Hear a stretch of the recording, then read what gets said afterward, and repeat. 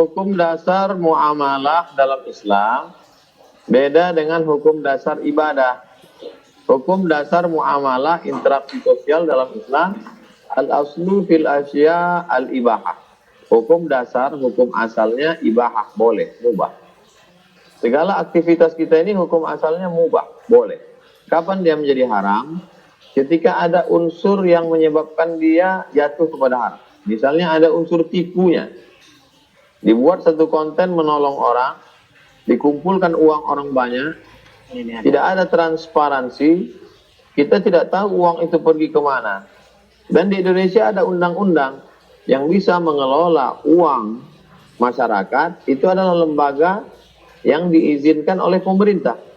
Maka kalau ada seseorang mengelola uang masyarakat sendiri, maka dia bisa dijatuhi hukuman. Oleh sebab itu, kalau tidak ada dasar secara hukum negara, tidak pula ada dasar agama melanggar hukum syariat Islam, maka dia jatuh kepada haram. Adapun orang yang mengumpulkan uang masyarakat, belas kasihan masyarakat, lalu kemudian dia serahkan, dia hanya sekedar pengumpul, menjadi jembatan. Kami misalnya di Pekanbaru, ada orang yang kaya yang sibuk sampai tidak pernah ketemu orang miskin. Tapi ada pula orang miskin susah melarat, saking susahnya tidak bisa ketemu dengan orang kaya. Maka mesti ada jembatan. Untuk menjembatan ini kami buatlah sebuah lembaga namanya Tabung Wakaf Umat. Tabung Wakaf Umat menampung sedekah wakaf umat, lalu kami serahkan. Ada transparansi, tidak dikelola orang per orang. Berisi 35 orang. Terdiri daripada ustadz dan jamaah dari berbagai macam latar belakang, punya program pendidikan, program ibadah, program ekonomi, program sosial. Bisa diaudit. Kalau masyarakat tidak percaya, kirimkan auditor. Bisa diaudit.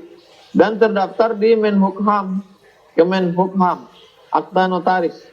Jadi secara hukum negara legal dan secara hukum agama juga, dia sebagai lembaga wakaf, infak, sedekah yang menyalurkan uang umat. Dan kita tak ada tipu-tipu.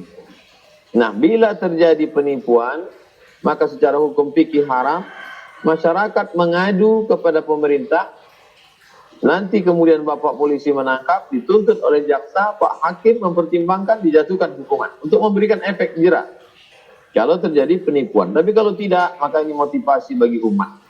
Apalagi YouTuber yang isinya sampah, yang tidak ada pesan akhlak, tapi banyak follower, banyak penonton, kita tidak tahu apa yang dicari sebenarnya. Tapi kalau ada YouTuber yang isinya baik, lalu kemudian hasilnya membantu orang susah, kemudian tidak ada unsur tipu, tidak ada unsur menganiaya orang lain, di dalamnya ada unsur ta'awun, tolong menolong, maka ke dalam Al-Quran kita disuruh wa ta'awanu 'alal birri wat taqwa, tolong menolong dalam kebaikan dan ketakwaan, wala ta'awanu 'alal ismi wal 'udwan, jangan tolong menolong dalam permusuhan dan dosa. Demikian, wallahu a'lam.